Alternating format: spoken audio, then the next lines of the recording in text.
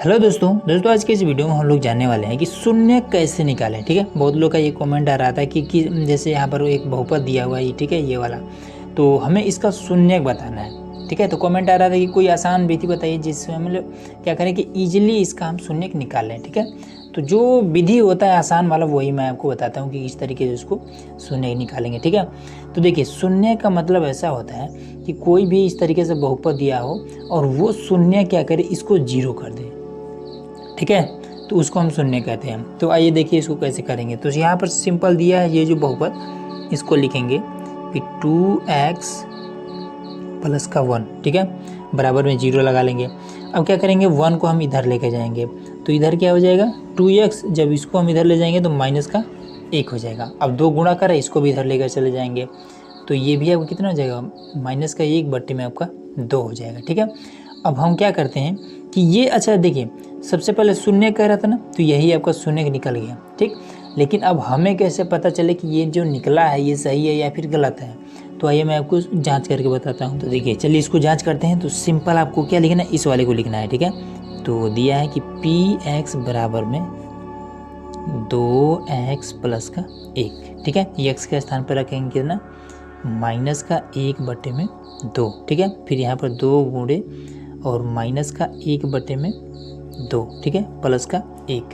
अब इसको क्या करें, इसका इसमें गुणा कर देंगे तो ये कितना हो जाएगा, 2 बटे में हो जाएगा 2 माइनस लगा करके और प्लस का 1। ये ऊपर नीचे जब कटेगा तो क्या बचेगा, यहाँ पर माइनस बचेगा, तो माइनस का 1 और प्लस का 1। ठीक है, और यहाँ पर ये जो है कि p माइनस का 1 बटे में 2, इसको हम रखें। अब इससे आपका कट जाएगा, मतलब कि 0 आ गया। ठीक है, अब 0 आ गया मतलब कहेंगे कि ये जो वैल्यू है ये इसका शून्य है। ठीक है, ये तरीका होता है इसको निकालने का। अब जैसे कि इसमें तो घात वात नहीं था, अब इसमें हमारा घात है। ठीक है, देखिए कह रहा है कि सत्यापित कीजिए कि 2 और 0 बहुपद x का स्क्वायर माइनस में 2x के शून्य है।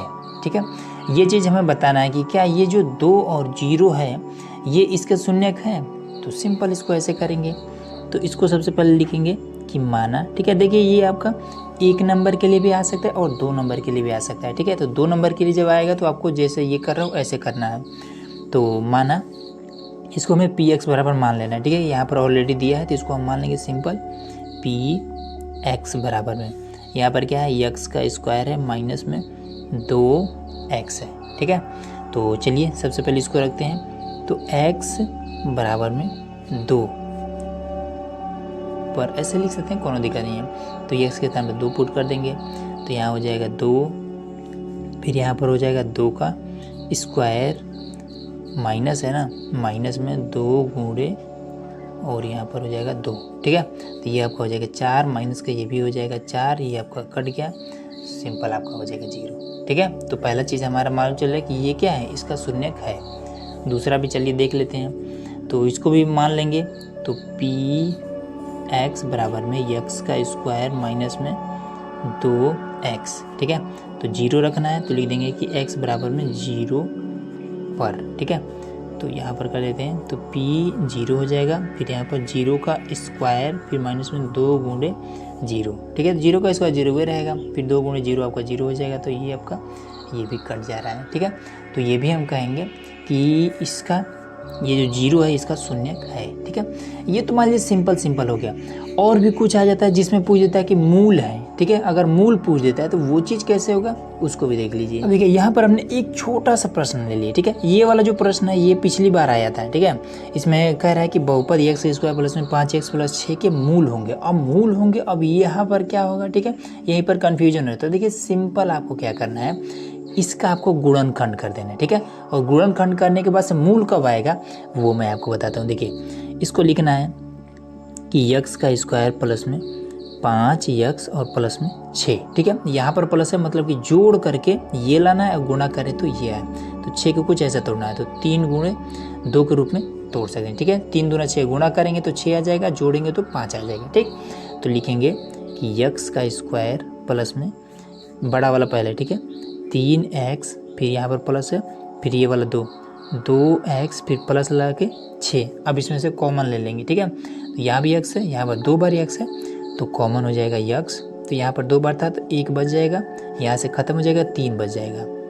ठीक है, अब यहाँ से हम 2 ले लेंगे, ठीक है। तो यहाँ पर आपका x हो जाएगा।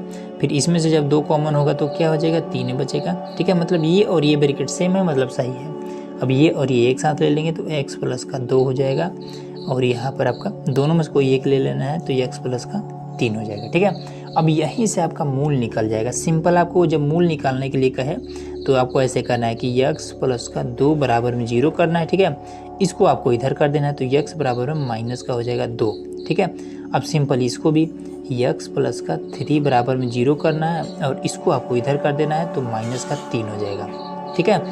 अब जो मूल पूछ रहा था वही ये आपका हो जाएगा। ये जो मूल है आपका माइनस को 2 और माइनस का 3 हो जाएगा। सिंपल ये आपका आंसर हो जाएगा, ठीक है। एक प्रश्न और है, वो भी इंपॉर्टेंट है, उसको भी देख लीजिए। अब आइए दोस्तों, एक प्रश्न और हमने यहाँ पे ले लिया, ठीक है। देखिए इस वीडियो में मैंने जितने भी प्रश्न बताए हैं वो आपका 2 नंबर के लिए, तो कोई 1 नंबर के लिए, कोई आपका 4 नंबर के लिए, ठीक है। जैसे ये वाला आपका है, ये आपका 4 नंबर के लिए आ सकता है, ठीक है। तो ये इस टाइप के प्रश्न हमेशा पूछे जाते हैं, ठीक, इसलिए इसको ध्यान से समझिएगा। जैसे यहाँ पर कह रहा है कि जाँच कीजिए कि x प्लस 2 बहुपद हो, एक्स क्यूब प्लस में 3x स्क्वायर प्लस में 5x प्लस में 6 का एक गुणनखंड है या फिर नहीं है, ठीक है।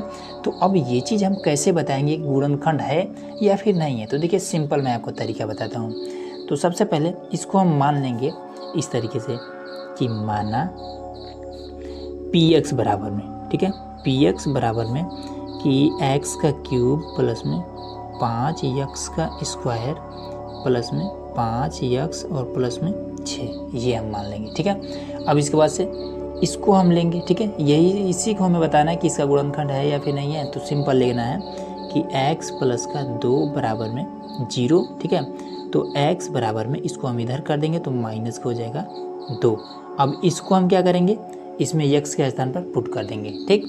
तो यहाँ पर आपको रखना है कि p माइनस का 2 बराबर में, यहाँ पर रखेंगे माइनस के 2 का घात में 3, फिर यहाँ पर 5 गुणे और ये माइनस के 2 के घात में 2, फिर यहाँ पर 5 गुणे माइनस का 2 प्लस का 6, इस तरीके से हमें कर देना, ठीक है। अब ये कितना हो जाएगा, तो 2 दूना 4 दूना 8। अब इसके घात में क्या है, 3 है, ठीक है। 3 का जोड़ा नहीं बन सकता है ना, जैसे यहाँ पर अगर 3 डंडी खींचते हैं 1 2 3, इसका जोड़ा है, ये आपका जोड़ा नहीं बन पाता, ठीक है। तो जिस चीज़ का जोड़ा नहीं बन पाता है या फिर जो संख्या विषम हो उसमें ये माइनस नहीं खत्म होता है, ठीक है। तो ये आपका कितना हो जाएगा, 2 दूना 4 दूना 8 हो जाएगा, माइनस का 8 हो जाएगा। फिर यहाँ पर अब घात की वजह से ये तो खत्म हो जाएगा क्योंकि इसका जोड़ा बन जाएगा, 2 दूना 4, 4 पच्चे 20 प्लस का ये आपका 20 हो जाएगा। फिर यहाँ पर 2 पच्चे 10, घात तो है नहीं तो ये आपका माइनस का 10 हो जाएगा। फिर ये आपका प्लस का 6, ठीक है। अब इसके आगे देखते हैं। तो देखिए यहाँ पर थोड़ा सा मिस्टेक हो गया, यहाँ पर 3 है, यहाँ पर हमने 5 अलग रख दिया है, तो सॉरी इसके लिए। ये 3 है, यहाँ भी आपका 3 है, 0 आना चाहिए था और हमारा 8 आ रहा है। अब ये आपका हो जाएगा कितना, 4 3 12 हो जाएगा, तो यहाँ पर आपका 12 हो जाएगा, ठीक है। इसको काट देते हैं, ये 12 हो जाएगा, ठीक। अब इसमें से घटे बचेगा यहाँ पर माइनस का 4, ठीक है।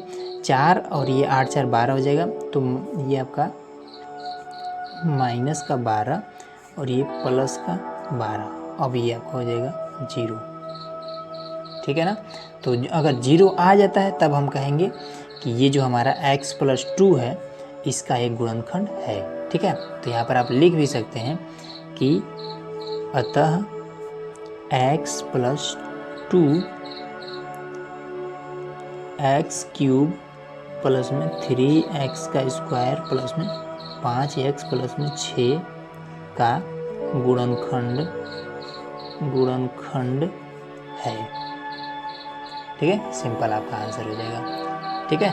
तो चलिए मिलते हैं नेक्स्ट वीडियो में। और भी जिस क्वेश्चन में आपको प्रॉब्लम होगा कमेंट करिएगा, ठीक है, या फिर जिस चैप्टर में आपको प्रॉब्लम होगा तो भी आप कमेंट कर सकते हैं।